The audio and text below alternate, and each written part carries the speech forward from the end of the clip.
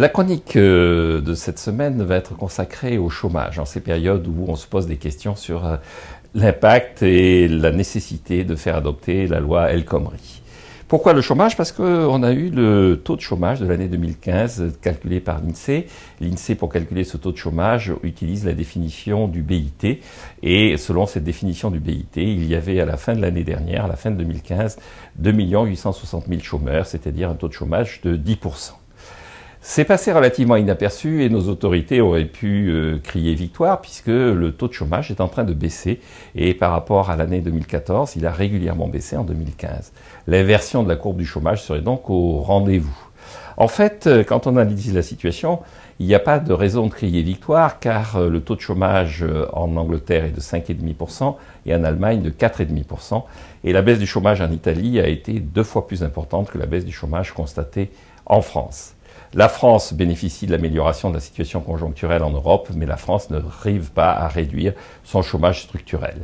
En effet, dans le débat autour de la loi El Khomri, il y a des gens qui mettent en avant que la situation de l'emploi s'était améliorée à la fin des années 90 ou dans les années 2006-2007 avec un code du travail qui était l'actuel code du travail avec les 35 heures.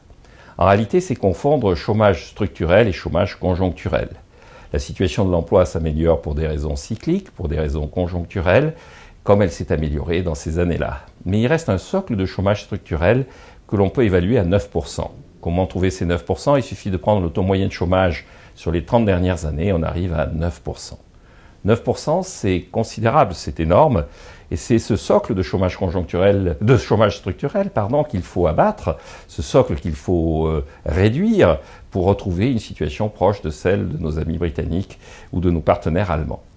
Concrètement, c'est l'objectif de la loi El Khomri, et ceux qui mettent en avant l'amélioration actuelle, comme l'amélioration de la situation des années 90 ou de l'année 2006-2007, passent à côté de cette dure réalité, que l'on est en train d'ailleurs de confirmer par la situation en Italie, à savoir qu'en allégeant les contraintes sur le marché du travail, en réduisant notamment un certain nombre d'obligations faites aux entreprises, on leur permet de réduire le chômage structurel, qui est le véritable enjeu, et qu'il ne faut pas se focaliser, quand on analyse la situation, sur le chômage conjoncturel.